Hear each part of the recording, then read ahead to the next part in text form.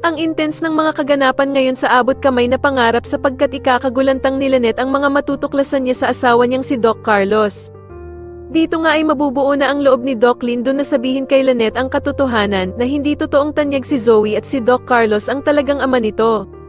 Samantala ay ikukwento nga ni Lynette kila Aling Susan at Diyosa ang ginawang pagsisinungaling ni Doc Carlos sa kanya at ang pagyakap nito kay Zoe. Sasabihin naman ni Diyosa na baka nga daw may sikretong relasyon sila Doc Carlos at Zoe o baka nga daw ay magjowa sila.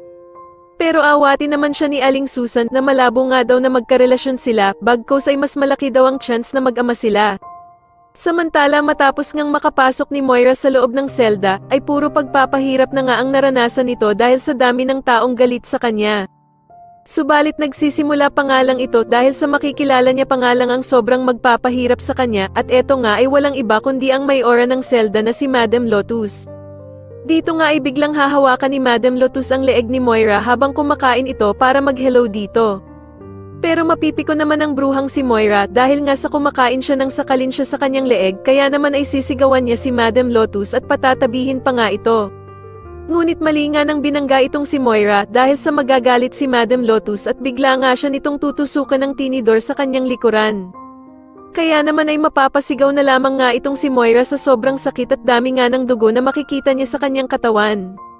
Sa kabilang banda naman ay hindi naman mapakali itong si Giselle dahil sa mag-aalala nga ito na baka daw may mga galamay pa din itong si Moira sa palipaligid nito.